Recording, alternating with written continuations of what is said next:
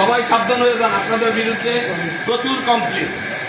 সবাই সাবধান হয়ে যান, সততার সাথে কাজ করুন। না, অ্যাকশন তো আপনার নামেই, আপনি কার বিরুদ্ধে অ্যাকশন নেবেন? আপনার নামে তো স্যার এখানে কর্তৃপক্ষ আছে স্যার, যদি স্যার কোনো কে আছে কর্তৃপক্ষ? আমি কেন?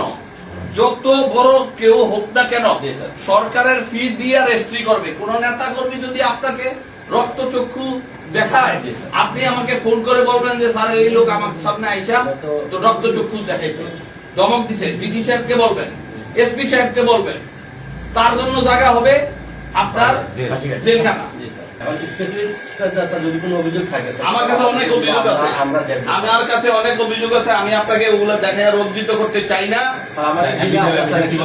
না, অ্যাকশন তো আপনার নামেই, আপনি কার বিরুদ্ধে অ্যাকশন নেবেন? আপনার নামে তো এখানে কর্তৃপক্ষ আছে স্যার, যদি স্যার কোনো কে আছে কর্তৃপক্ষ? উনি কোথায়? উনি তো স্যার আছেন, এখানে আছেন স্যার, কোথায়? উপরে বসে। হ্যাঁ, তো স্যার যদি আর কি স্যার স্পেসিফিক কোনো কিছু থাকে যে এইগুলি এরকম ফিসটা নেওয়া হয়নি বা অতিরিক্ত নেওয়া হয়েছে, সেক্ষেত্রে স্যার সেটা আমরা দেখতে অতিরিক্ত যা নেওয়া হয় সেটা আপনারা দেখবেন। তারা এখানে আপনার এখানে আপনার যত দলিল লেখক আছে সবাইকে দিয়ে জিম্মি করে রাখছেন। একটা পয়সা যদি মানুষ, সাধারণ মানুষ সরকারের জমাকৃত টাকার বাইরে দিতে হয়, তাহলে আপনারা যে ভোট করেছেন সেই ভোট ভায়োলেট করেছেন।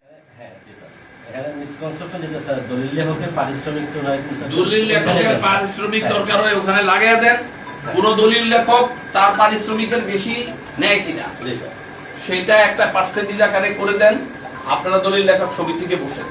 কিন্তু সামনে আমি বাংলাদেশের কি হয়েছে জানি না, চাঁদপুর জেলার জন্য আমার দরজা উন্মুক্ত। আপনি যখন যাবেন তখনই পাবেন আমাদের, হয়তো সকালবেলা একটু দেরিতে পায় মানুষ। সুতরাং আমি সকলের কথা শোনার চেষ্টা করি। জনপ্রতিনিধি সবাই ভোট দিয়ে বানিয়েছে, বিভিন্ন জায়গার এমপিরাও বলে আপনাদের সম্পর্কে। সুতরাং আপনারা আজকের পর থেকে কেয়ারফুল হয়ে যান, যেন সরকারের যে আপনাকে বেতন দেয় তার বেতনের মধ্যে আপনাদেরকে ওই কাঠামোতেই চলা উচিত। আমাদেরকেও সরকার বেতন দেয়, আমরা সংসদে দেয়, আমাদেরকেও বেতন দেয়। আমাদের ব্যবসা বাণিজ্য আছে, আমরা সেটা দিয়ে চলি। আপনার যদি কোনো উন্নয়নের প্রয়োজন হয়, আপনারা আমার কাছে বলবেন যে স্যার আমার এই উন্নয়নের দরকার।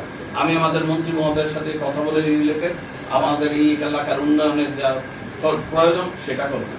কিন্তু আপনার এখানে আপনারা আমাদের প্রধানমন্ত্রী যা চায়, আগের প্রধানমন্ত্রীকে আপনারা নিয়ে দিয়ে আসতেন হয়তো। এই প্রধানমন্ত্রী স্বচ্ছতার সাথে দেশ পরিচালনা করতে চায় এবং সবাইকে বলা হয়েছে যে আপনারা যে চেয়ারে বসবেন সেই চেয়ারে যেন মর্যাদাটা রক্ষা হয়। মর্যাদা রক্ষা এর মানে এই না যে আমি উপডুপন নিয়ে মর্যাদা রক্ষা করব। আপনার এখানে কি লেখা আছে? এই যে গুন্ডাজি দাঁড়ান, এই খতিয়ানে বলতেছে এত টাকা শর্ট নিছেন, তাই তো?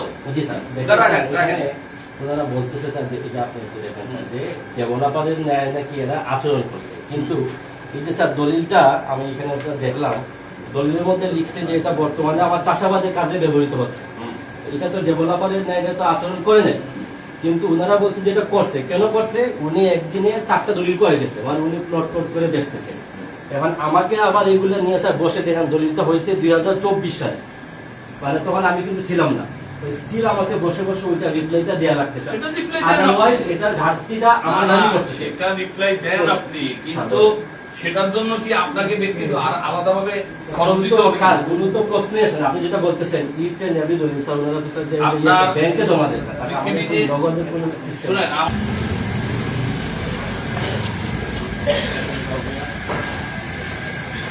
যেমন গ্রুপ সবার পিছনে লাগবে, কিন্তু বলে দিলাম সবাই সাবধান হয়ে যান, আপনাদের বিরুদ্ধে প্রচুর কমপ্লেন।